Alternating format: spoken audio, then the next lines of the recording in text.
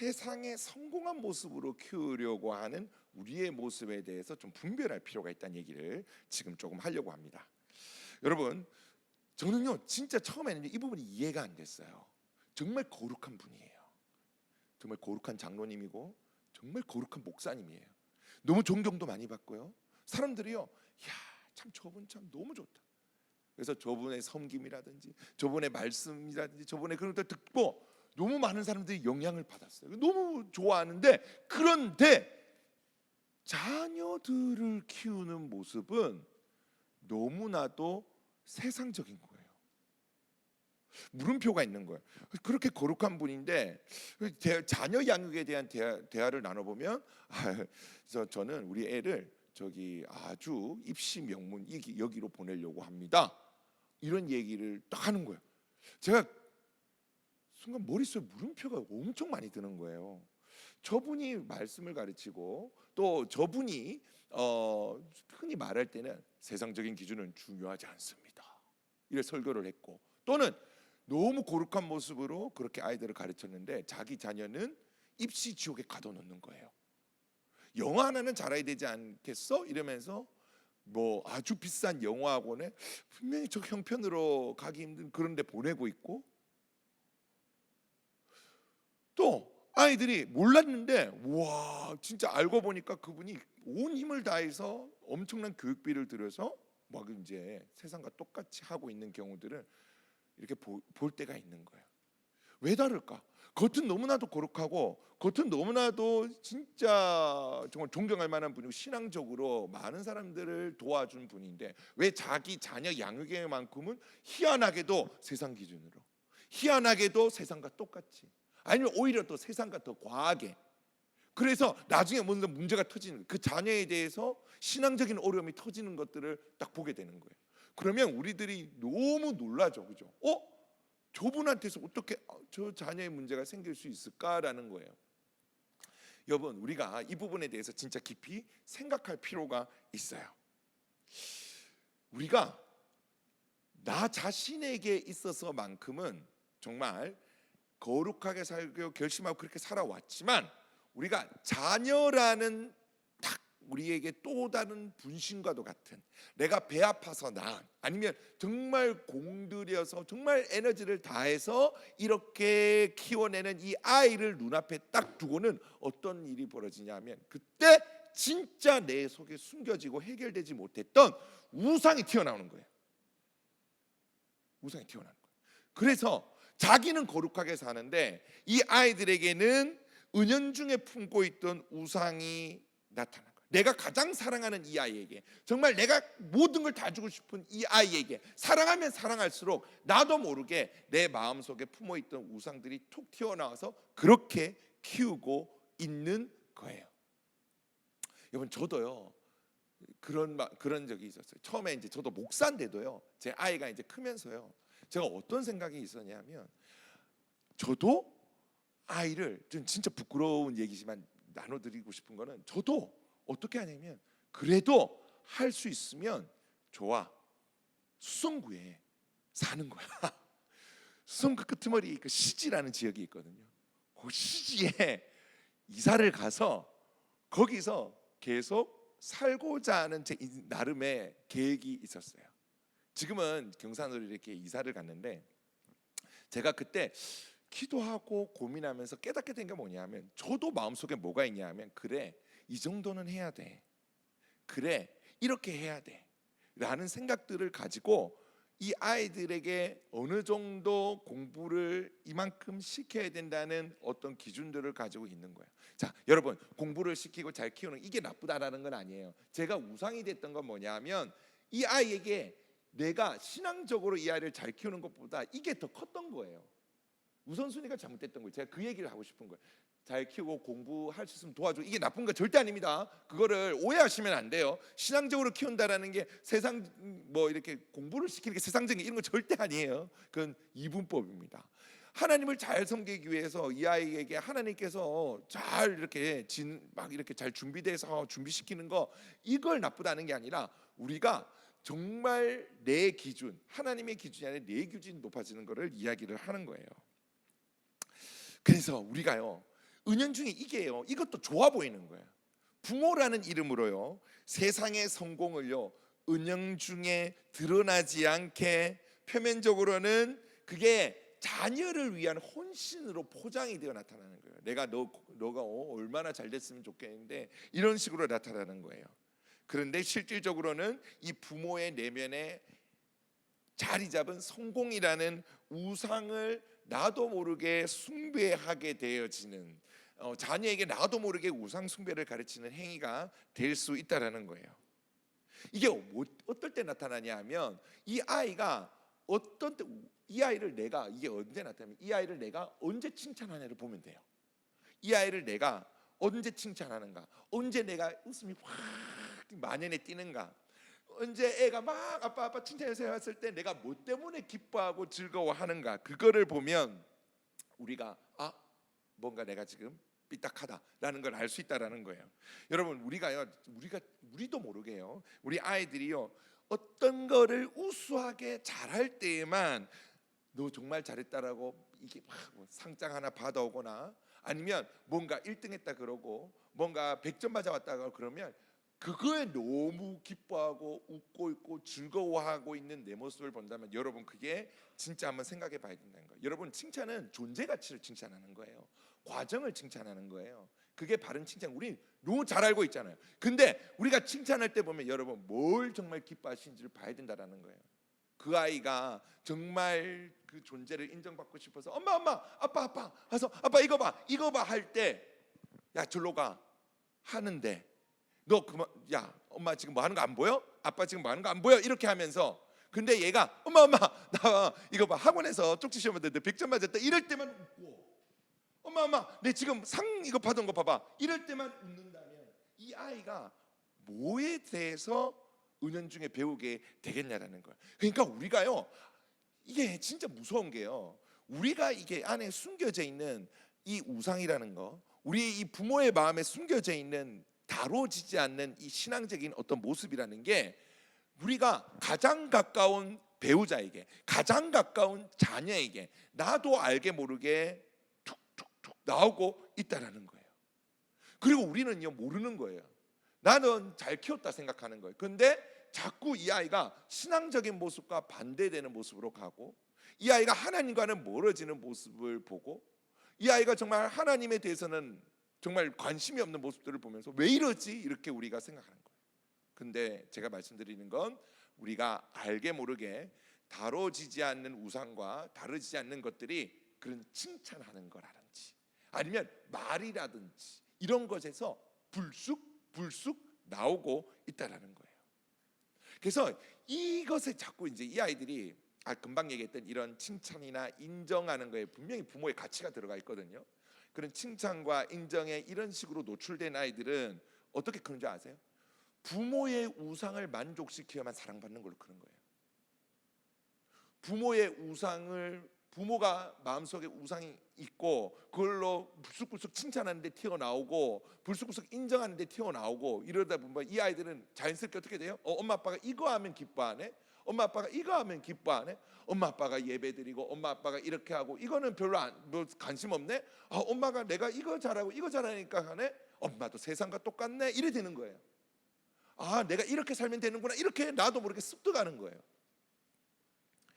불행히도 이 아이들이 우리의 우상을 만족시켜야만 사랑받을 수 있다라고 자기도 모르게 무의식적으로 학습되어지는 거죠.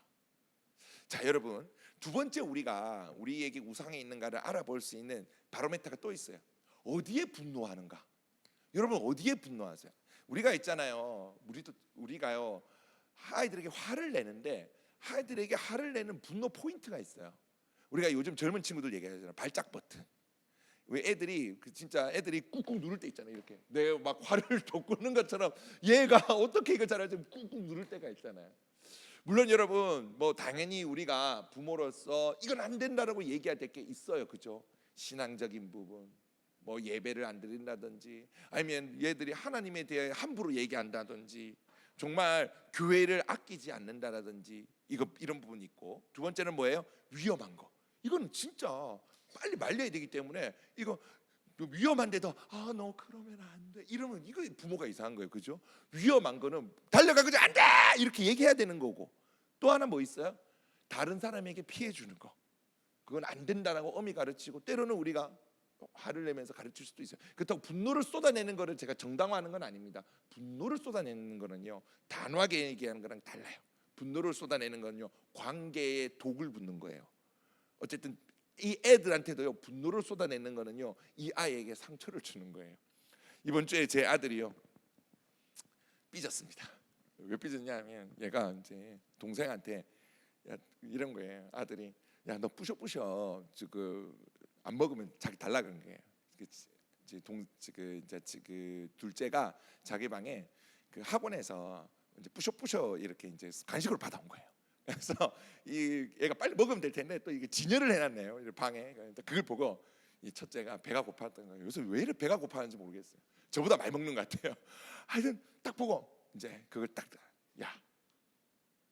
그때 또 친절하게 얘기하더라고요. 유나야 이러면서 야, 이 부셔 너 안 먹으면 오빠야 주면 안 되겠냐 이러는 거예요. 그러니까 동생이 좀 이렇게 뭐 크게 안 먹을 거면서도 싫어 이러니까 갑자기 얘가 그래 니가 먹으라 하면서 화를 내고 막 간 거예요. 제가 거기서 꾹 눌러줬어요. 그래서 야 이런 거예요.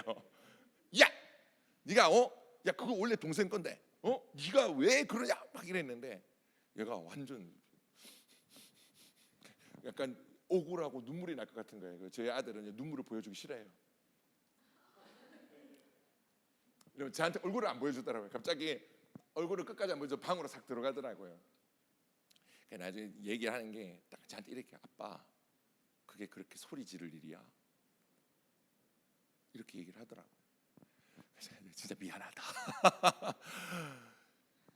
여러분 분노를 쏟아내는 건 우리도 경험이 있잖아요. 부모님이 내가 잘못한 건 알지만 분노를 쏟아낼 때 우리가 얼마나 많은 상처들을 받아요. 저희 어머니가 기억하시더라고요. 제가 했던 정말 기억에 남는 말이 있었대요. 제 때는요, 여러분 제가 이제 82년생입니다. 여러분 80년대생은 적어도 저희들은 뭐 부모님께 맞고 컸습니다. 예, 뭐 저만 맞는 게 아니라 제 친구들도 엄마 아빠한테 맞고 와가지고 오늘 아파 죽겠다 하고 뭐 이러고 서로 위로하던 그런 세대인데 제가 이제 좀 크니까 엄마한테 이렇게 얘기했대요. 어머님이 이제 제가 다 커서 얘기하시던데 엄마 잠깐 말로 해라. 말로 해라 이러더래요. 우리가 뭐 이렇게 또 혼을 내고 이러는 부분이 있지만 그게 감정이 들어가면 사실은 그게 우리에게 아픔이 되는 거는 우리가 너무 잘 알고 있는 것 같아요. 자, 근데 우리가 자세히 살펴보면 분노를 쏟아내는 구간이 분명히 어떤 부분은 있어요. 일단은요, 여러분 우리가 좀 아셔야 되는 게 일단 우리는요 분노하는 시간대가 있어요. 퇴근하고 1시간 그 시간. 퇴근하고 1시간 그 시간. 요때는 이미 주의를 주셔야 돼요. 남편한테도 아내한테도 주의를 주셔야 돼요. 내가 오늘 좀 그래 이러면서 얘들아 조금만 그래. 야 아빠 밥 주고 엄마 너희들 밥 주고 잠깐 쉴 테니까 조금만 있어라든지 신호를 줘야 됩니다. 어쨌든 이 퇴근 후 1시간 이기는 누가 말을 걸어도 이게 화가 나는 그죠.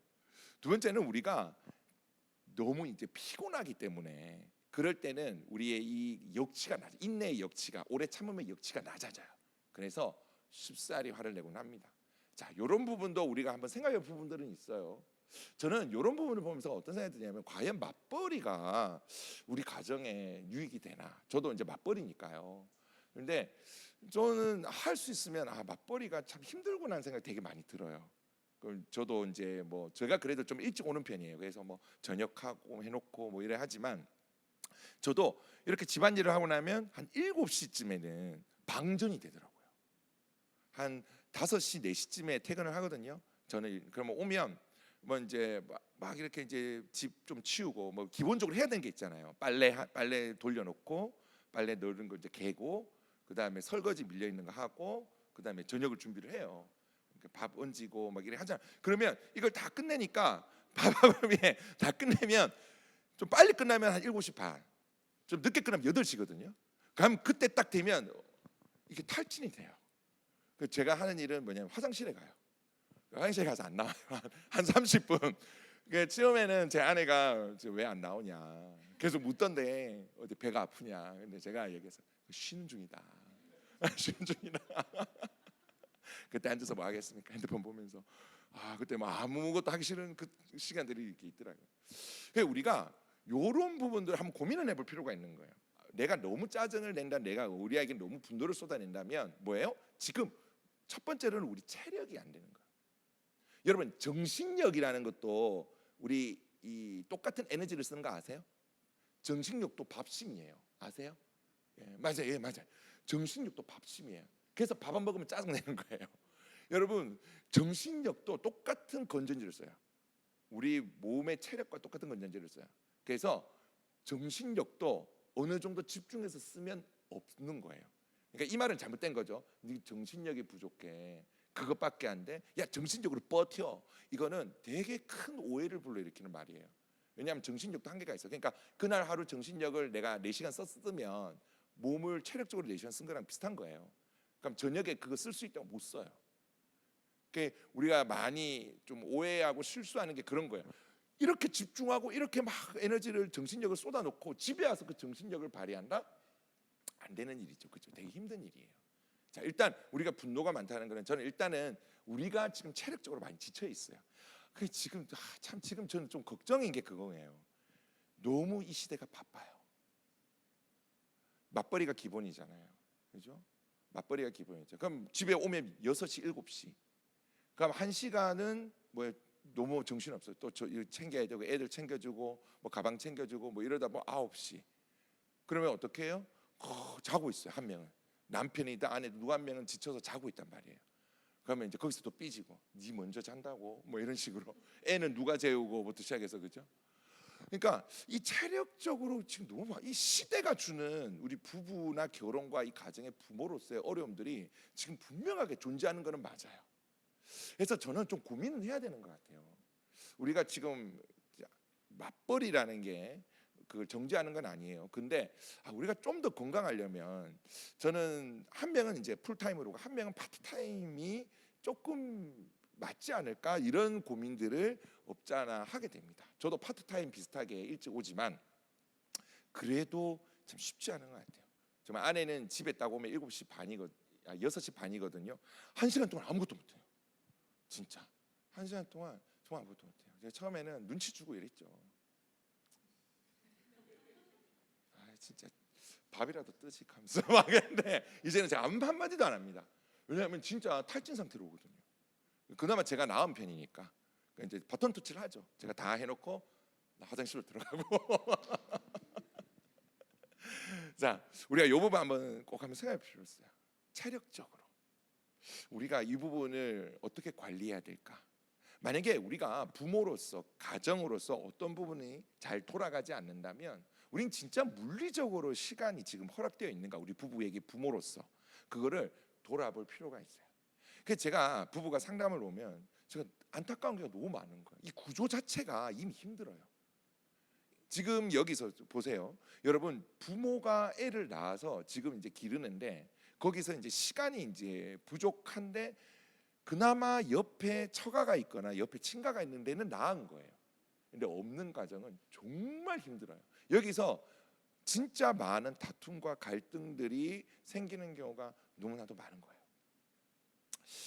그래서 제가 이거 조정을 해줘야 되는데 한 분 보고 직장을 그만두라고 할 수도 없고, 그죠? 그럼 일단 지금 이 상황에 대해서 막 얘기를 해주게 되고, 저도 막 이게 지금 당장 이거 시간을 조절해야 됩니다. 솔루션을 이렇게 줘야 되는데 저도 난감할 때가 있어요. 즉 돈을 벌어야 되는데 그걸 그만두라 하기도 되게 어렵고. 자 어쨌든 이 부분 한번 생각하고 이제 분노 포인트가 있는데 여러분 그 분노 발끈하면서 여러분들이 분노하는 포인트에 분명하게 우리가 어떤 내면의 어떤 어려움들과 어떤 우상들과 연결되어 있는 경우가 굉장히 많아요. 여러분 분노 포인트에 상식적인 거는 일단 빼고요. 상식적인 거는 괜찮아요. 근데 상식적인데 과도한 거는 그냥 그 과도한 걸 좀 줄이면 돼요. 근데 비상식적이게 내가 화를 내는 부분이 있어요. 그건 옆에 배우자분들의 꼭 물어보세요. 제 아내는요 쿡쿡 찔러요. 오늘 왜 그러노? 오늘 저 아들한테 왜 그러노? 아니면 오늘 당신 좀 이상하다. 아내가 신호를 줘요. 자기는 몰라요. 왜냐하면 자기는 그때 감정이 복받쳐 있기 때문에 자기는 당연하다고 생각하는 부분이거든요. 여러분은 어디에 이게 분노 포인트가 있으신 것 같아요?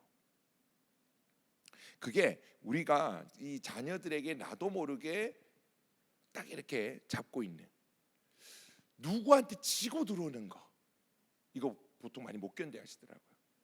옆에 애가 뭐 누가 더 잘했다. 근데 우리 애는 평범해.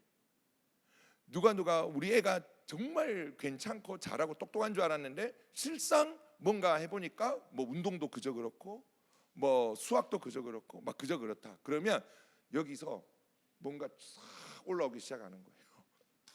그러면 자세히 생각해 보셔야 돼요. 그건 이 아이가 과연 잘못한 건가? 그게 진짜 생각해 보셔야 돼요. 이건 나의 자존심이 상한 건가?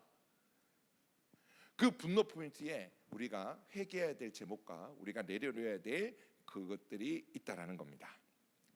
어느 지점에 분노하는가? 자, 그래서 이 자녀가 이거 어려움이 되는 거는요. 자녀가요 성장하고 나서도 문제인 거예요. 여러분 어릴 때에 이렇게 계속 반복적으로 부모와의 관계 속에서 은연중에 받은 메시지들은 있잖아요. 엄마는 이럴 때 칭찬하네. 엄마는 이렇게 하면 분노하네. 이 은연중의 메시지들은요. 이 아이에게 내면화가 돼요. 내면화가 된다는 건요. 여기 마음에 새겨진다는 거예요. 마음에 자기도 모르게 새겨지게 되는 거예요. 그래서 진짜 부모는요 정말 중요한 게 뭐냐면요, 여러분, 자 이게 제가 말씀드리고 싶은 포인트예요. 부모는요 완벽한 부모가 절대로 없습니다. 완벽한 부모는 절대로 없습니다. 세상에 완벽한 부모는 없어요. 완벽한 부모는 없고 그 뭐가 있냐? 하나님 앞에 자기를 끊임없이 돌아보는 부모가 있어요. 자, 성경적인 부모는요 다른 게 완벽한 부모가 아니에요. 내가 잘 못할 수 있어요. 때로는요 우리도 우상에 빠질 수 있어요. 때로는요 우리가 부족할 수도 있고 미성숙할 수도 있어요. 때로는요 분노를 아무 때나 쏟아낼 수도 있어요. 예, 이게 저는 뭐 그걸 얘기하고 싶은 게 아니라 뭐냐 하면 오늘 이런 강의들을 듣고 아니면 또 말씀들을 들을 때 나를 진솔하고 솔직하게 돌아보는 거예요. 이게 포인트예요. 그럼 제일 좋은 부모님은 어떤 부모님이에요? 정말 괜찮은 부모님은 물론 처음부터 성숙하셔가지고 이런 실수들을 안 하면 좋겠죠. 그런데 그런 부모님은 없어요. 어떤 부모님이 진짜 참 괜찮고 좋은 부모님이냐? 어떤 부모님이냐면 자기를 예배 때 정직하게 돌아보고 아니면 또 말씀을 볼 때 정직하게 돌아보고 오늘 이런 것들을 들을 때 난 괜찮아, 난 잘하는데 뭐 이렇게 생각하는 게 아니라 에이 저 목사님 너무 오버한다, 뭐 우상이, 내가 이렇게 눈물을 흘리면서 밤마다 기도하는 부모가 어디 있는데, 이게 아니고 그래도 내가 참 노력하고 있지만 혹시 저거 한 번만 돌아봐야지. 하나님, 제가 저 목사님이 분노 포인트, 칭찬 포인트에 내 우상이 드러난다고 하는데 하나님 나 그런 거 없어요. 하나님 저는 지금 잘 모르겠어요. 솔직하게 하나님 내가 모르겠는데 하나님 좀 가르쳐 주세요. 하나님 앞에 자기를 돌아볼 수 있는 부모가 가장 저는 성숙한 부모라고 봐요.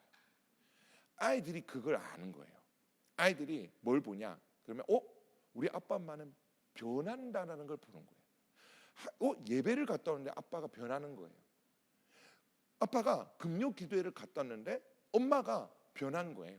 갑자기 어느 날 울면서 사과하네요. 아이고 내 진짜 미안했다 그때. 내가 오늘 기도하면서 보니까 하나님께서 정말 오래 참으라고 했는데 내가 그때는 오래 못 참은 것 같아. 이렇게 진심의 회개가 있는 그 부모를 보고 이 아이들이 하나님이 살아계시는 걸 보는 거예요.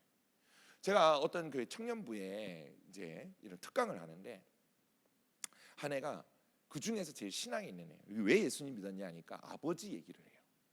아버지가 예수님 믿기 전에는 뭐 했냐면 매일 술 먹고 맨날 권위주의적으로 막 집에 막 온갖 깽판 다치고 막 이렇게 살던 아버지가 지금은 장로님이 되셨는데 아버지가 어느 날 예수님을 정말 깊게 만나고 오더니 그때부터 다 바뀌었다는 거예요. 술 끊고 말 못된 말 하던 거 다 끊고 엄마한테 잘하고 자기한테 잘하는 거. 걔가 뭔 고백하는지 아세요? 하나님 살아계시다. 제가 안 믿을 수가 없어요. 아빠를 보니까 제가 안 믿을 수가 없어요. 하나님 살아계세요. 자녀들이요 상처를 많이 받아요. 부모한테. 여러분, 상처 안 주는 부모가 없어요. 그러니까 상처 조금 줬다고 너무 또 민감하게 내가 이래가지고 얘가 이래, 절대 그러지 마세요. 우리 원래 상처 주는 부모들이에요. 우린 죄의 잔재가 남아 있다고요. 완벽하지 않아요. 대신 뭐예요? 하나님 앞에 나아가는 부모가 있는 거예요. 하나님, 내가 오늘도 분노했어요. 하나님 도와주세요. 하나님 도와주세요. 이 부모가 있는 거예요. 저는 저희 어머니를 정말 존경합니다. 저는 저희 어머니, 세상에서 누굴 제일 존경하냐? 저희 아버지, 어머니예요. 이유가 각각 다 있어요. 아버지는요 무뚝뚝한 경상도 분이지만요 저를 환대하셨어요. 전 그게 지금도 생각해도 너무 울컥울컥해요. 경상도 분이니까 한마디만 하거든요. 왔나? 왔나? 그럼 제가 어릴 때 아버지께서 그런 카인 테리어 같은 자동차 정비 이런 그거를 개인으로 하셨어요. 작은 업체 있잖아요. 이렇게 돌아다니다 보면 큰 데 말고 하셨는데, 제가 이제 한 번씩 가면 제가 어떻게 느꼈냐면 아빠의 가게는 피난처다. 엄마한테 혼날 것 같을 때 피난처. 용돈이 없을 때 피난처. 가면 너무 좋아하시는 거예요. 내 어떤 기분이냐면 내 아들이 내 가게에 왔네. 뭐 먹을래? 짜장면. 또 분위기 잘 맞춰서 아버지 친구들 와 계시면 뭡니까? 탕수육. 평소에 못 먹는 탕수육. 그리고 용돈을요 째째하게 안 주셨어요. 아버지는 팍 해가지고 시퍼런 거 이렇게 딱 주고, 그럼 입이 막 이만큼 찢어지는 거예요. 아버지가 안 주실 때는 아버지 친구분이 주셨어요. 기본적으로 누런 거 이렇게 파란 거 취급 안 하셨어요. 아버지 친구들이 누런 거 주면 막 걸려가지고, 지금도 아버지의 그 환대하는 모습을 생각하면 막 울컥울컥해요. 그 때문에 막 위로가 돼요. 지금도. 어머니는요, 제가 말한 어머니인데요, 어머니는요 좀 엄하셨어요. 저희 어머니는 키가 173. 친구들이 저를 궁일이 여겼어요. 봉수야, 니는 맞으면 죽을 수도 있다. 야, 니 진짜 어떻게 사냐? 왜 우리는 그때 다 맞고 컸으니까. 근데 어머님이 정말 엄하셨어요. 근데 그 엄한 거에 대한 섭섭함이 제가 사춘기가 지나고 대학생이 되니까 이렇게 생기는 거예요. 제가 그걸 몰랐는데 예수님을 대학교 때 믿었거든요. 예수님을 대학교 때 믿는데 제가 그게 마음에 딱 올라온 거예요. 그때는 제가 착한 아이 컴플렉스 이런 게 있었어요. 그래서 최고 존경하는 사람 이러면 이제 글 안에 아빠 엄마 좋고 이런 사람이 있어요.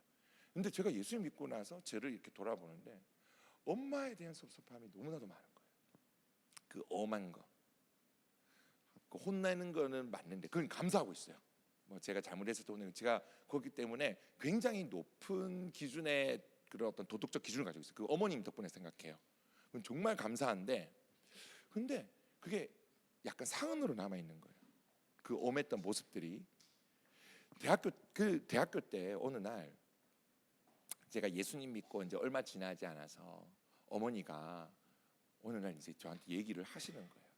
포문은 저희 아버지가 여셨어요. 자, 무뚝뚝한 그 아버지께서 어느 날 저녁에 기분이 너무 좋으셨던지, 자, 우리 모여봐, 우리 가족. 오늘부터 지금 우리 서로 섭섭한 거 얘기하도록 하자. 이런 거 갑자기. 아버지가 갑자기 왜 저러시지? 뭐 어디서 뭔가 들으셨나? 뭐 이런 생각하는데 갑자기 제 여동생이 포문을 열었어요. 빵! 아빠는 맨날 내한테 공부하라고만 하고 그만 좀 얘기해. 울면서 얘기하니까 아버지가 미안하다 이러시는 거예요. 분위기가 뭔가 훈훈해, 뭔가 달라. 근데 갑자기 어머니가 갑자기 막 우시더라고요. 그러면서 저한테 무슨 얘기를 하냐면, 아까 그 얘기 하신 거예요. 어느 날 어머니가 매를 딱 드시더래요. 매일 어머님이 매를 드셨으니까 어느 날 매를 딱 드니까 제가 그랬대요. 엄마 잠깐, 말로 해라. 말로 해도 알아듣는다. 이러는 거예요. 엄마 그게 너무 마음이 아팠다면서 막 우시는 거예요. 그러면서 미안하다는 거예요. 내가 너를 너무 엄하게 키워서 미안하다는 거예요. 근데 제가 그 순간을 잊을 수 없는데 마음에 이게 뭔가 거대한 돌덩이가 툭 떨어지는 느낌이었어요. 그러면서 제가 그 얘기를 듣는데 눈물이 펑 터지는데 뭐 제가 뭔 말했겠어요. 엄마 걔 안 타. 엄마 걔 안 타. 근데 제가 그게 잊혀지지가 않는 거예요. 그게 생각만 생각할수록 위로가 되는 거예요. 제가 왜 이 얘기를 하냐면 제가 그때 깨달은 거예요. 아, 완벽한 부모가 없구나. 근데 미안하다고 말할 수 있는 부모는 있구나. 그리고 자녀인 내가 원하는 거는 완벽한 부모, 나도 크니까 아는 거죠. 최선을 다했다는 거, 우리 부모님이. 아, 근데 미안하다고 말할 수 있구나. 저게 진짜 권위구나. 그때부터 어머님에 대한 마음이 완전 녹아내리기 시작을 하는데 하나님께 너무나도 감사드리고 있어요. 그리고 저는 그거를 지금도 참된 리더십은 우리 엄마다 이렇게 생각해요. 그래서 저도 아이에게 사과하는 것을 겁내하지 않아요. 제 잘못을 드러내는 것을 무서워하지 않아요. 미안하다고 얘기해요. 정확하게 얘기해요. 아, 그건 아빠가 잘못했어. 네가 왜 미안해? 아빠가 잘못한 거야. 완벽한 부모가 있는 건 아니에요. 근데 진짜로 하나님 앞에 자기의 연약함을 있는 대로 얘기할 수 있는 부모. 그리고 그 아이에게 자기의 잘못에 대해서 미안하다고 말할 수 있는 진짜 부모. 그 부모가 진짜 성숙한 부모라는 거예요. 여러분,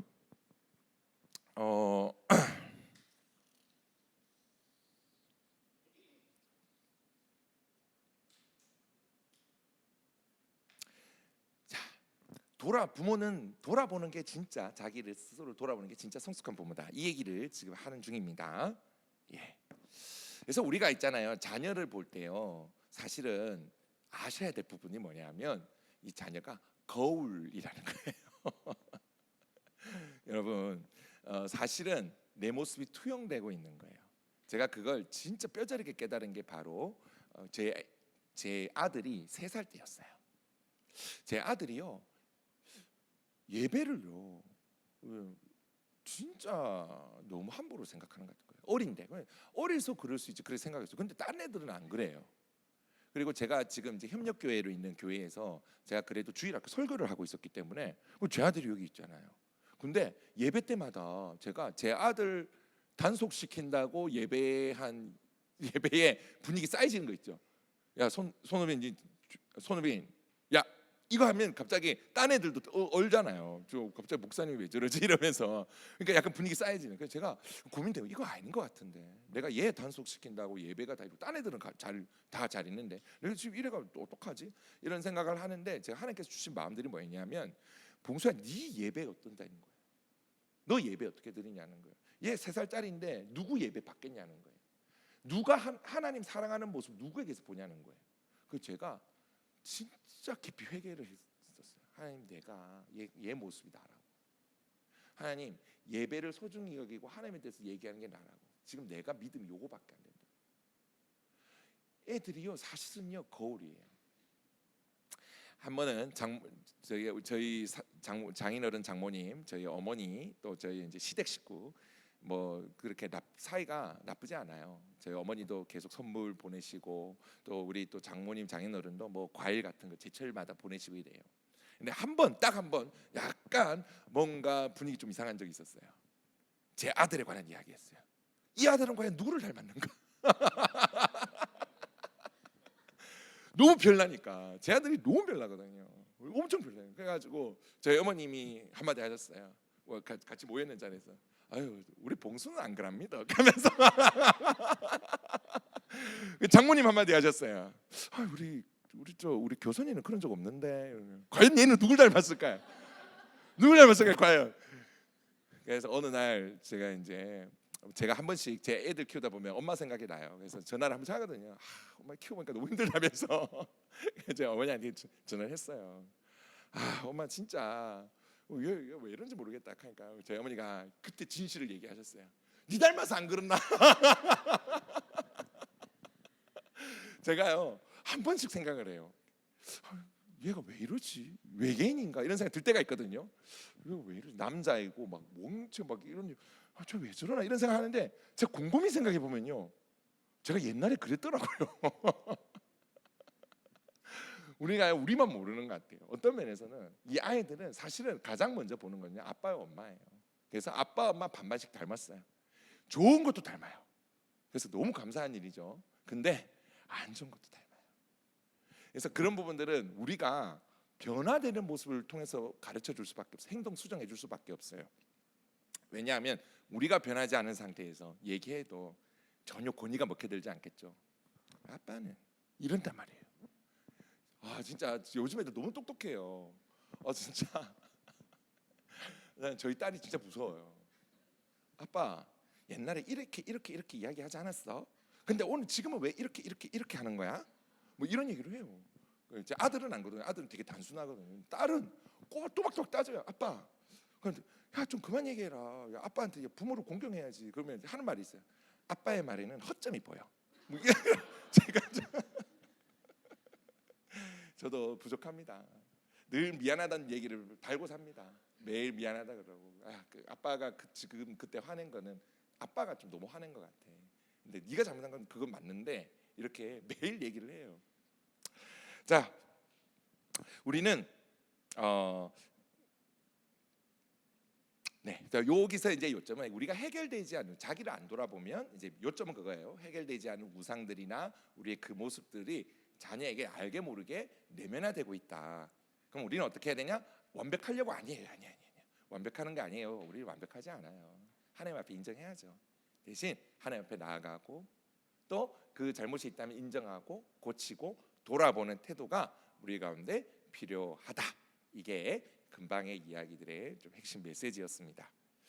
자, 우리가 크게 얘기했어요. 자녀와 동일시하는 부분들 얘기했고, 우리가 알게 모르게 세상적으로 키우게 되는, 나도 모르게 내 우상이 튀어나와서 우리 아이에게 우상을 전해주고 있는 모습들, 이 부분들을 지금까지 나눴고요. 그래서 결과적으로 우리 애들이 어떻게 크냐, 우리가 우리 스스로를 돌아보지 않고, 우리가 그런 우리 아픔들을 하나님 앞에 치유하지 않고, 또는 우리 우상들을 회개하지 않고 계속 그렇게 하면 우리가 어떻게 되냐면 결국 우리 아이들이 아픔도 전수되고, 그죠? 또 우리 아이들이 나의 우상까지도 전수되어지는, 우리가 원치 않았던 상황들이 벌어지게 돼요. 자, 그렇다고 물론 이런 것만, 나쁜 것만 전수되는 거 아니에요. 우리의 좋은 것도 전수되고 있습니다. 제가 말씀하는 건 이 안 좋은 거를 우리가 줄여가면 좋겠다라는 거죠, 그죠? 그래서 진짜 핵심은 부모가 돌아보는 거예요. 계속 반복해서 얘기하지만 부모가 돌아보는 거예요. 근데 부모가 돌아보는 게 너무 안 쉬운 거예요. 첫 번째로는 우리 부모 쫀심이 있습니다. 내가 아빠인데, 내가 엄마인데 미안하다 말하기 아주 껄끄럽고, 내가 아빠인데 내가 엄마인데 얘들이 내 권위가 무너지는 게 굉장히 두려워요. 우리가 그러다 보니까 아빠인데 엄마인데 이러면서 우리가 이제 괜찮아라고 스스로 위안할 때도 있고, 또 우리가 부모니까 내가 사랑하니까, 사랑 안 하는 부모는 없잖아요. 사랑하니까 괜찮아 이렇게 가버리더라고요. 또 내처럼 사랑하는 엄마 아빠가 어디 있어요? 이러면서 가더라고요. 사랑하는 건 맞죠. 근데 미성숙한 부분이 있어요. 사람 누구나, 저도 그렇고요. 진짜 주님 오실 때까지 그걸 계속 돌아보고 성숙해 가는 게 우리의 과정인데, 그걸 인정하지 않고 그냥 괜찮다고 생각하는 거죠. 자, 여러분, 우리가 진짜 정말 이 가정을 꾸리는 게 얼마나 큰 축복인데, 가장 큰 축복은요, 사실은 진짜 하나님을 보는 데 있다는 걸 여러분 꼭 기억하시면 좋을 것 같아요. 여러분, 독신의 축복이 있어요. 독신의 은사를 받은 분들이 있거든요. 독신의 은사는 근데 좀 조건은 있어요. 첫째, 독신이 내 혼자가 편해서가 아니고 하나님 사랑해서. 진짜 그런 분이 있어요. 내가 너무 선교를 하고 싶고, 내가 정말 하나님 잘 섬기고 싶은 거예요. 근데 참 이렇게 남편이 걸거칠 것 같고 또 아니면 아내가 굳이 없어도 될 것 같고. 왜? 그게 다른 게 아니라 하나님 사랑해서 말이죠. 그래서 사도 바울도 할 수 있으면 너희들이 나처럼 독신으로 하나님 섬기면 좋겠다. 너무 결혼하면 신경 쓸 게 많다. 그게 고린도전서 7장의 얘기예요. 할 수 있으면 독신해라. 근데 웬만하면 하지 말라는 게, 왜 하지 말라는 얘기를 사도 바울이 덧붙이냐면 정욕 때문에 그래요. 우리가 그 정욕을 이길 힘이 없으면 그냥 결혼해서 하나님께 영광 돌리는 게 낫다, 이렇게 얘기해요. 근데 너희가 정욕을 제어할 수만 있으면 정말 그냥 독신으로 하나님 섬기는 걸 나는 권하고 싶다, 나처럼. 그런데 많은 사람들이 대부분은 그런 이제 정욕적인 부분을 그게 이제 뭘까 쉽사리 이제 그걸 할 수 있는 그런 건 없어요. 그래서 그게 되면 하나님 위해서 독신을 섬기는 게 하나님 뜻인데, 그게 아니면 결혼해서 영광로운 게 하나님 뜻이에요. 자, 근데 독신의 이제 축복은 이런 거예요. 진짜 하나님을 위해서 온 시간을 다 드릴 수 있는 거예요. 늦게 가도 뭐라 할 사람 없어요. 교회에서 철회해도 뭐라 할 사람 없어요. 진짜 하나님을 위해서 복음을 전하고, 그리고 또 선교를 하고 교회를 섬기고 온전히 하나님 위해서 드릴 수 있고, 두 번째, 진짜 교회 가족이 뭔지를 느낀대요. 진짜 교회가 한 몸이고 한 권속이거든요. 한 가족이거든요. 대가족. 성경 그렇게 얘기해요. 근데 진짜 교회를 가족으로 여긴대요. 그래서 뭐예요? 이 교회에 이 오는 애들이 전부 내 조카고, 그리고 이 교회의 권사님, 집사님 내 이모고 고모고 그리고 삼촌이고, 정말 그런 이 교회가 내 가족이라는 걸 많이 느낀대요. 자, 그런데 그러면 결혼의 축복은 무엇이냐? 결혼의 축복은 여러분 성화입니다. 진짜요. 독신으로 섬기는 분들이 누리는 복도 있지만 하나님께서 가정으로 섬길 때 주는 그 복은 저는 성화라고 자신 있게 얘기해요. 제가 아내를 만나면서 철저하게 깨달은 건 뭐냐면, 아내를 만나서 행복한 게 아니라 아내를 만나서 내가 이렇게 사랑해서 결혼한 사람도 진짜 사랑을 못하는 죄인이라는 사실을 너무 크게 깨닫게 됐어요. 그래서 부딪혀가는 거예요. 근데 이전에는요, 제가 교회 오빠 할 때는 어떻겠어요? 세상에 저런 오빠 없잖아요. 저도 교만함이 있었다니까요. 참 이 자매 참 봉잡았다면서. 제 이름 봉순데 봉잡았다면서. 아유 정말 이래 성품 좋고 믿음 좋고 오해하려 그러노 하면서 했는데, 막상 결혼해 보니까 제 안에 진짜 솔직한 모습들, 그런 추악한 모습들, 밑바닥이 다 보이기 시작을 하는 거예요. 그러면서 부딪히고 싸우고, 처음에 너무 당황했어요. 이게 내란 말인가? 정말 이 정도라고? 내가 이렇게 막 소리를 지르는 게 내라고? 이렇게 막 화를 내는 게 내라고? 아내가 저렇게 고통스러워하는 걸 견딜 수가 없었어요. 아니 어떻게 나랑 결혼해서 저렇게 고통스러워할 수 있지? 그러니까 저는 몰랐던 거예요, 내 진짜 모습을. 근데 결혼을 하면서 그 아내가 거울이 되어서 저를 비춰주는데, 아 내가 이것밖에 안 되는구나. 내가 진짜 사랑이 부족하다는 사실을 깨닫게 되는 거예요. 그래서 하나님을 찾고 하나님께 훈련되고, 그러면서 제가 잘하는 거예요. 이게 결혼의 복이에요. 그래서 결혼이 내가 우리 부부 너무 많이 싸워요, 맨날 싸우고 갈등이 있어요, 우리 결혼 잘못된 거 아닌가요? 아니에요. 그건 당연한 거예요. 싸우고 다투는 거는요 당연한 거예요. 갈등은요 당연한 거예요. 그럼 뭐가 있냐? 하나님 계획하신 건 뭐냐면 그 두 사람이 만나가지고 갈등을 겪으면서 그걸 이겨내면서 뭐가 되는 거예요? 진짜 한 몸으로 사랑하는 거를 배워가는 게 그 하나님의 목적이에요. 지금 마치라는 건가요? 네, 그게 목적인 거예요. 두 번째가 바로요 자녀예요. 자녀. 저는 진짜 뭐 공부도 이걸 했고, 저는 옛날부터 정말 아이를 잘 키우고 싶은 마음들이 큰 사람이었어요. 그래서 근데 제가 애를 키워보니까 점점 자신감을 잃어가요. 어릴 때는 이뻐서요 사랑감이 끝이 없죠. 뭐 제 아들 같은 경우는 머리에 침 냄새가 너무 많이 났어요. 맨날 뽀뽀를 해가지고 제 침이 막 묻어가지고 머리에 침 냄새가 너무 많이 나는 거예요.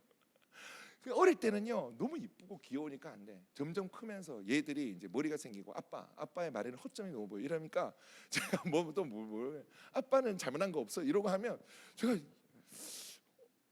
뭐지? 이런 생각이 드는 거예요. 이 아이를 어떻게 사랑할 것인가? 아이들이 겪는 문제에 대해서 도와줄 수 있는 게 없는 거예요. 제 딸아이가 이렇게 말을 또박또박한 애들 친구들이 또 좋아하는 애도 있겠죠. 싫어하는 애도 많겠어요. 사이 안 좋은 애가 있거든요. 제 딸이. 그러니까 와서 걔가 어떻게 했는지 이야기하는데요, 제가 해줄 수 있는 게 없는 거예요. 이거 어떻게 해야 될까? 그럼 어떻게 해요? 기도하고, 일단 애기 얘기 들어주지만 어떻게 해야 될까? 아내랑 얘기하고 상의하고 기도하고. 우리 아들이요 우는 거예요. 초등학교 5학년인데 막 우는 거예요. 갑자기 아빠 오늘 게임을 너무 많이 했더니 허무해 하면서 막 우는 거예요. 그러니까 아빠 인생이 이렇게 목적 없이 사는 것 같아서 너무 험하다는 거예요. 그래서 반은 게임을 해서 너무 많이 해서 좀 힘들다는 건지 뭐 이해는 안 되지만 저도 거기에 대해서 너도 당황스러운 거예요. 저는 그런 고민 한 적 없거든요. 저는 뭐 주구장창 그냥 먹고 사는 문제, 예수님 만나기 전까지는 뭐 이래 했는데 얘는 막 그런 얘기를 하니까 그럼 또 할 수 있는 게 없으니까 또 기도하고 또 거기에 대해서 고민하고 아내랑 상의하고 그러면서 제가 뭘 깨닫냐 하면 우리가 이 가정이라는 하나님께서 만들어 주신 이 사랑할 수밖에 없는 공간. 우리가 결혼하면 낙장불입이잖아요. 여러분 뭐 결혼했는데 물리실 수 있는 분 계신가요? 우리는 못 물려요. 우리 크리스찬들은 그래요, 그죠? 낙장불입이에요. 못 물려요. 물리면 하나님 너 물리지 마라. 너 내가 한 번 만든 거다. 이렇게 하나님께 엎어 놓으셨잖아요. 그래서 우리는 낙장불입이에요. 신중하게 결혼을 한단 말이에요. 근데 신중하게 결혼해도 싸우고 찢고 뻗고 애들 말 안 듣고 이러면 이게 어떻게 해야 될지를 모르는데 제가 이게 다시 한번 조금 떨어져서 이렇게 보니까 하나님께서 우리를 인생 전체의 계획 중에서 가장 놀라운 계획이 가정에 있는데 그 가정에서 이 한 명 한 명 남자와 여자를 만나게 하셔서 서로 다른 인생을 30년 이상 살다가 만난 사람들, 옛날에는 20년 이상이지만 지금 30년 이상이잖아요. 30년 이상 따로 살던 사람들이 만나가지고 그래서 여기서 서로 찢고 뽑고 하면서 어떻게 사랑하면서를 배우고 또 진짜 약한 사람, 여러분 자녀는요 진짜 약하잖아요. 여러분 우리는 어쩔 수 없이 권위를 시험받게 되는 거예요. 어쩔 수 없이 우리는 리더가 돼야 된다고요. 어쩔 수 없이 엄마라는 리더가 돼야 되고 아빠라는 리더가 돼야 돼요. 누구의 도움을 받지 않고 우리는 한 가정이라는 공동체를 이끌어야 된다고요. 그 시험대 하나님께 딱 세우시는 거예요. 그리고 너가 어떻게 이 자녀에게 대하는지, 약한 사람, 네가 이 약자에게, 네가 없으면 안 되는 이 약자에게 어떻게 대하는지, 우리가 세상 가운데 있는 수많은 약자들을 만나기 전에 하나님께서 가정이라는 이 공간 가운데서 네가 낳은 이 약자를, 정말 네가 없으면 안 되는 이 약자를 네가 어떻게 말하며 어떻게 대하는지, 네가 세상의 왕들처럼 세상의 권위자들처럼 마음대로 대하고 마음대로 행동하는 건지, 아니면 정말 내가 너를 사랑하는 것처럼 진짜 예수 그리스도의 마음으로 사랑하는지를 오늘 어디서요? 이 가정에서요 우리가 연단받고 배워지게 되는 거예요. 그래서 목사와 장로의 자격에는 뭐가 있어요? 자녀에게 존중받는 사람. 저는 이거 보고 충격을 너무 받았어요. 목사의 자격이 없는 거예요. 제가 뭔 자녀에게 존경을 받아요? 저는 지금에는 모르겠어요. 지금에는 진짜 고맙게 예전에는 저희 아들이 아빠 목사 왜 해? 묻는 거예요. 왜? 하나님 저 섬기는 거 얼마나 좋은데. 그러니까 하는 말이 아빠 돈 못 벌잖아. 아빠 월급 얼마야? 쟤는 돈이 엄청 기준이에요. 근데 얼마 전에 얘기하더라고요. 아빠 목사가 돈은 못 버는데 그래도 아빠 보니까 다른 아빠랑은 좀 다른 것 같아. 뭐 이러더라고요. 그래가지고 야 진짜 다행이다. 야 진짜 고맙다. 이렇게 얘기는 했는데 좀 찝찝하긴 한데 뭐가 좋다는지는 모르겠어요. 찝찝하긴 하지만 그래도 정말 우리가 제가 그 이전에는 정말 목사로서 자격이 없었던 거죠. 우리는 하나님께서 그렇게 가정이라는 곳에서 우리를 성화시키셔서 어디로 보내시냐면 교회로 먼저 보내요. 그래서 그 교회에서 교회의 또 다른 약자들, 정말 누구의 도움이 없이는 안 되는 약자들을 그 가정에서 한 것을 배워서 섬기게 돼요. 또 어떻게 돼요? 우리는 한 명의 사랑할 수 없는 다른 사람, 이 배우자를 사랑하는 연습을 통해서 오늘 이 교회에서 하나님의 백성 안에서 사랑하는 것들을 연습해서 이들을 섬기게 되는 거죠. 그래서 이 가정에서 점검받아서 증언되지 않은 사람은 정말 그런 사역이나 리더의 자리에서는 서기가 되게 힘들게 되는 거죠. 왜? 똑같이 여기 와서 우리도 가족인데 교회도 가족인데 거기서 똑같이 하거든요. 집에서 하는 그대로 하거든요. 집에서 권위주의적으로 했다고요? 예, 여기서도 권위주의적으로 하거든요. 집에서 그렇게 했다고 그래도 밖에서 약자들을 그렇게 소리 지르고 윽박 지르고 하거든요. 우리는 이 가정에서 하나님께서 이 가정이란 곳에서 그것들을 가르치면서, 그러면서 더 놀라운 건 하나님께서 복도 주신 게 뭐냐면, 그래서 우리가 성화되어 가잖아요. 그래서 아내를 사랑하게 되고 남편을 사랑하게 되잖아요. 이 아이들을 사랑하게 되잖아요. 용납하게 되잖아요. 그거를 배우게 되잖아요. 그러면 오늘 이 가정이라는 곳에서 주신 하나님의 특별한 친밀감, 다른 밖에서는 누릴 수 없는, 오늘 우리 가족 4명, 5명, 우리 뭐 3명, 요즘 3명 아니면 뭐 5명, 많으면 5명, 그 안에서 누리는 그 특별한 친밀감. 아침에 깨어났을 때 아내와 남편을 보면서 감사하게 되는 그 특별한 친밀감. 이 사람이 60억 인구 중에서 한 명밖에 없는, 정말 내가 믿고 나에 대한 이야기를 할 수 있고 나를 있는 그대로 받아준 사람이라는 확신이 주는 기쁨.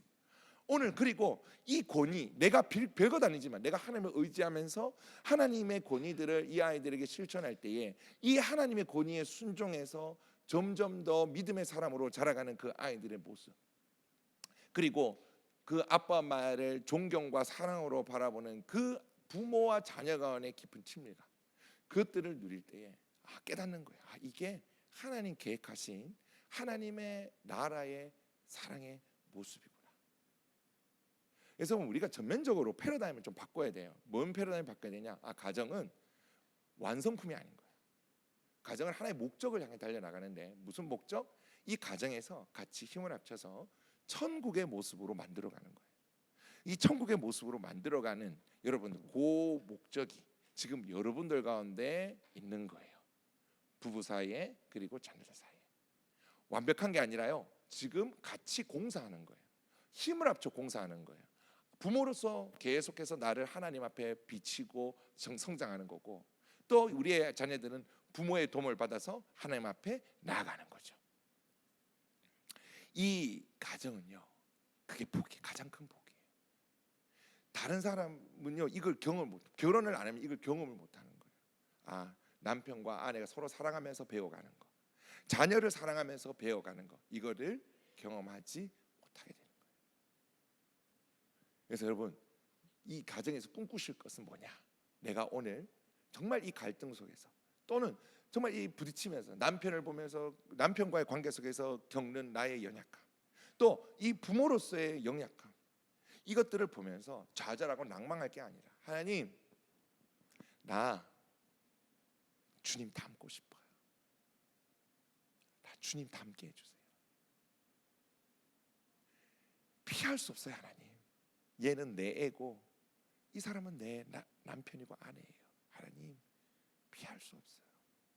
이대로 내가 주님 안 닮으면 이 사람들은, 이 아이들은 하나님 고통받을 거예요. 하나님, 나 주님 닮고 싶어요. 하나님께서 천국을 경험하고, 그리고 그 주님을 닮아가고 또 천국을 함께 만들어가라고 오늘 우리의 자녀들을 우리에게 허락하시고 옆에 배우자를 허락한 것입니다. 네, 우리가 12시 반까지죠, 그죠? 좀 많이 달려온 것 같은데 우리 집중력이 살짝 떨어지는 중이에요. 그래서 5분만 쉴게요. 그러면 마무리하겠습니다. 자, 우리가 계속해서 그런 스스로를 돌아보지 않으면, 자, 지금 강의 흐름은 좀 이해하시겠죠? 자, 우리가 지금 너무 사랑하다 보니까 우리가 실수한다. 우리의 아픔 때문에, 또는 우리가 해결하지 못할 우상들 때문에.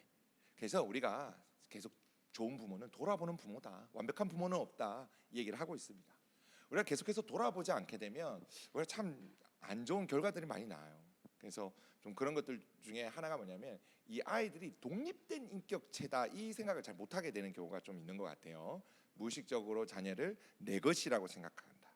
그러면 이 아이들이 자기가 뭘 원하는지 모르고 크는 경우 굉장히 많아요. 이런 아이들 특징은 이래요. 너 뭐 먹고 싶어? 그냥 모르겠어요.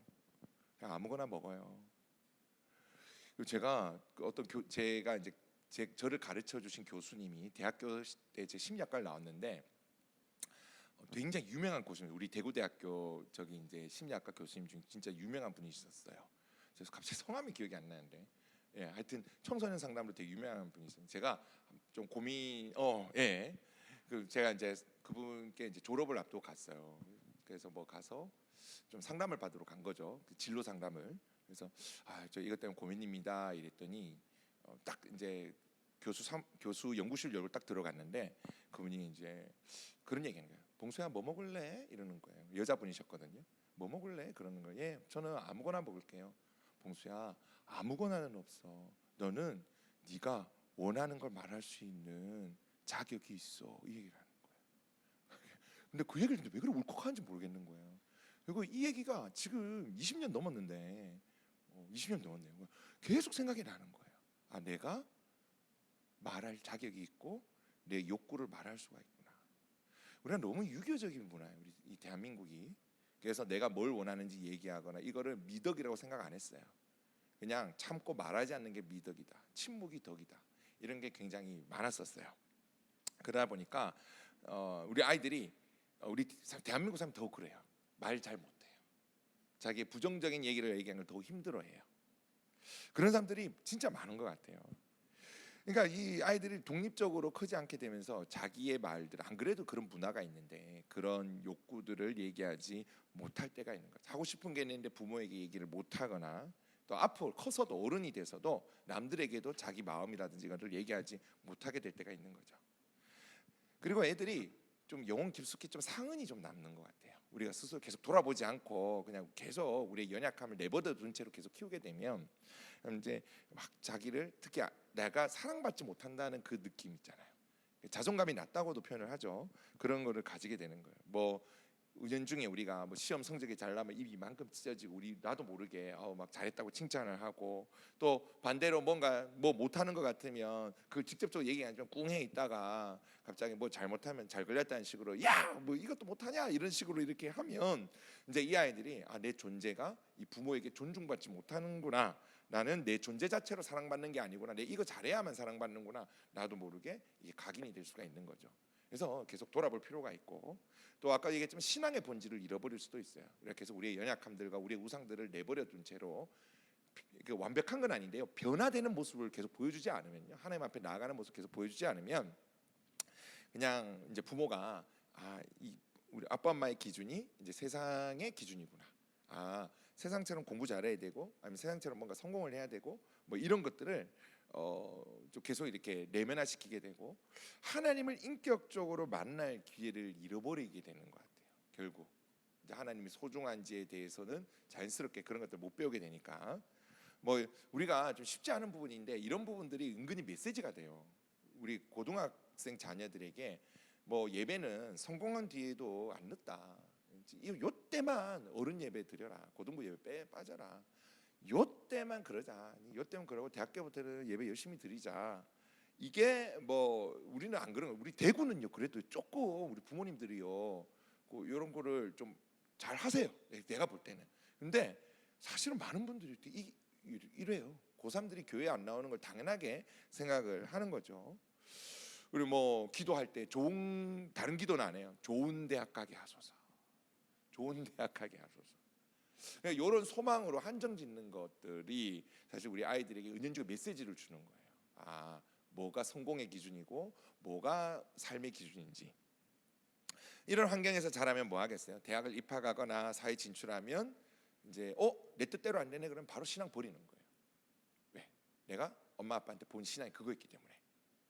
그리고 왜곡된 신학이나 세계관, 이런 성경적 가치관이 아니라 왜곡된 세계관을 그렇게 가지게 되게 됩니다.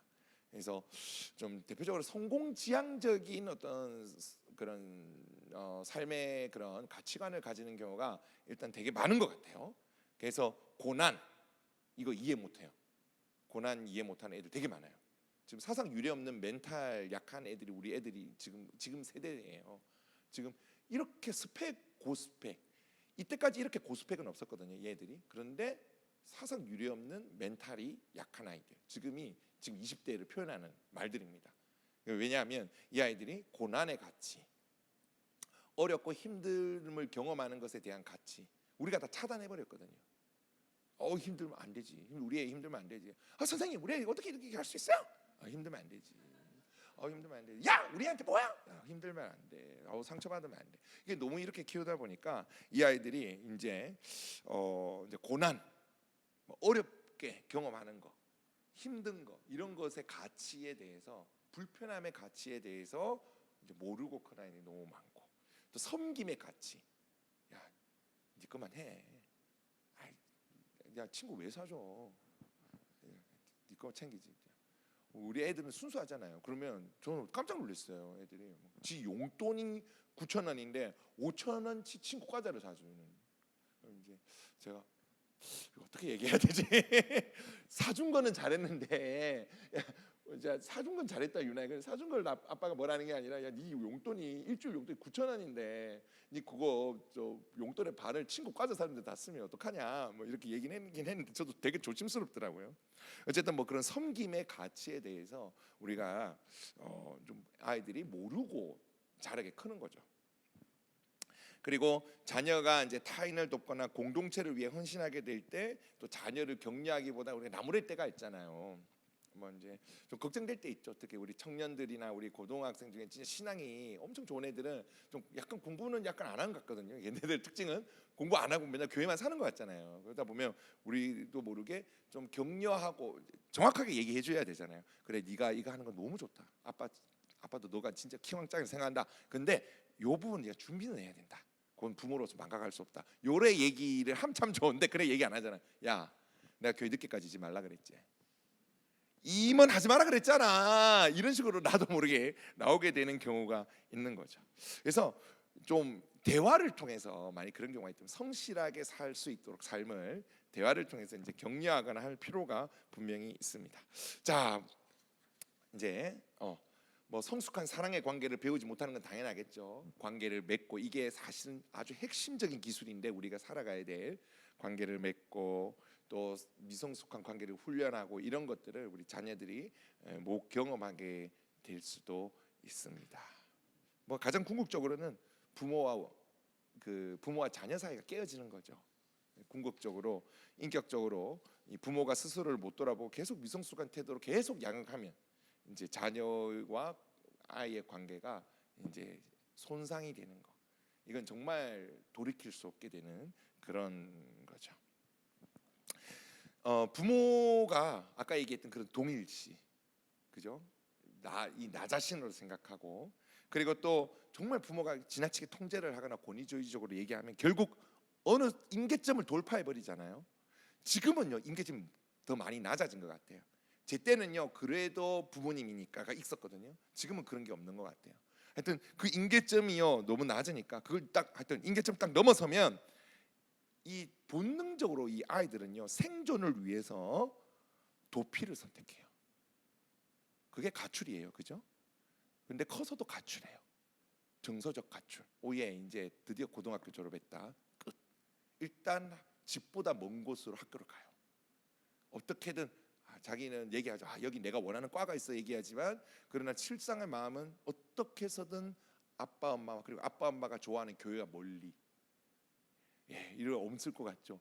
너무 많아요. 제가 전도하러 가보면요, 저 교회 지금 안 가는데요. 저 옛날에 고등부 회장 출신이에요. 많아요. 저 고등부 임원했는데요. 교회 지금은 안 나가요. 왜 안 가요? 그냥 옛날 어릴 때부터 내가 딱 대학교 가면 안 가려고 했어요. 엄마 따라갔죠. 많아요. 통계적으로도 너무 잘 알고 계시니까. 그러니까 이 생존을 위해서 본능적으로 이 아이들이 도망가요. 어차피 대화를 해도 안 된다. 어차피 대화를 해도 안 되고 어차피 내 마음과 생각이 존중받지 못한다는 것을 알기 때문에 더 이상 대화를 안 하고 마음의 문을 이제 닫고 아예 부모의 말에 순종하는 척은 해요. 내 엄마, 내 아빠. 하지만 그러나 내 내면의 생각과 고민들은 이야기하지 않는 정서적 단절 상태에 빠지기도 합니다. 부모는 자녀에 대해서 안다고 생각하지만 실제로는 자녀의 껍데기만 보고 있는 비극이 우리가 발생할 수 있다라는 거예요. 심각한 경우는 이제 성인이 돼서 나타나죠. 독립과 동시에 부모와의 연락을 최소화하기 시작해요. 부모와 연락을 최소화하기 시작하고 아예 끊어버리게 되는 경우도 생기고 명절이나 이제 명절 같은 모임, 뭐 형식적인 그 의무로 그냥 갔다가 아니면 그때 또 극심한 갈등이 생기게 되는 그런 시간들이 되어 버리기도 합니다. 그래서 이들이 이렇게 이게 계속되면 이 자녀들이 부모와 함께 있는 시간 자체를 숨막히는 고통으로 생각하는 거예요. 제가 어떤 청년에게 들었는데 그 청년이 이렇게 얘기해요. 아빠 차 소리도 기억이 난대요. 아빠가 집에 차 대는 붕 소리 나면 그때부터 막 치가 떨리는 거예요. 방문은 쾅 닫고 안 나오는 거예요. 이런 상태가 될 수도 있습니다. 부모가 없으면 행복한 거예요. 20대 되면 오예 드디어 나간다 이러는 거예요. 그럼 그 끝이 어떻겠어요? 결국 이 부모의 노년은 자녀에 향한 원망과 고독으로 채워지고, 또 자녀의 삶은 부모라는 거대한 그림자로부터 도망치기 위한 전쟁터, 정서적 고통이 있는 전쟁터가 이제 되게 된다는 겁니다. 자, 이제 마무리하려고 합니다.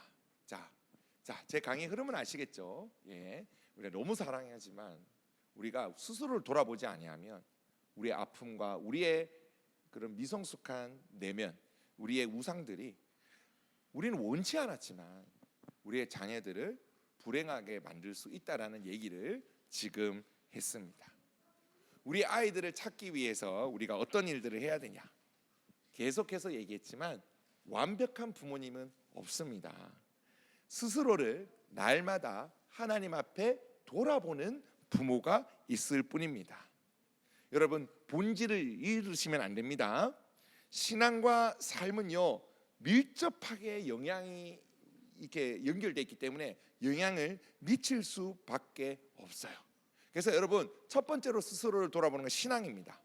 신앙생활은요 하면요, 신앙생활 자체가요, 이 핵심이 내면을 돌아보는 게 신앙생활이에요. 그래서 여러분, 가짜 신앙생활은요, 여러분 꼭 명심하세요. 겉모습을 바꾸는 거 있죠. 뭐 내가 직함을 소중하게 여기고 내가 뭔가 겉의 걸 소중하게 여기는 거, 이거는요 진짜 신앙생활 아니에요. 신앙생활의 핵심은 어디 있냐? 내면을 돌아보는 데 있어요. 그래서 신앙생활은요 기본적으로 끊임없이 스스로를 돌아보게 합니다. 그래서 말씀을 통해서 미성숙함을 깨닫고 죄를 깨닫고 회개도 하고 지혜도 얻고, 기도를 통해서 하나님의 지혜와 능력을 구하고 하나님을 의지하고, 하나님 아버지께서는요 여러분들의 가정생활에 관심이 많으시고 돕기를 원하세요. 그래서 신앙생활을 통해서 스스로를 돌아보시고, 자, 그리고 가정의 우선순위를 회복하셔야 됩니다. 가정은요 우선순위 넘버 원입니다. 예수님 다음으로 섬길 곳이 어디예요? 가정입니다. 여러분, 가정을 잘 섬겨야 되는 거예요. 가정에서 아이들의 신앙 전수 및 인격 형성의 기본 틀이 잡혀지고, 가정의 주인이 하나님이 되어가지고 문화가 만들어져야 돼요. 우리 집의 문화, 신앙적 문화가 만들어져야 돼요. 신앙적 문화, 우리 가정만의 따뜻한 문화가 만들어져야 돼요.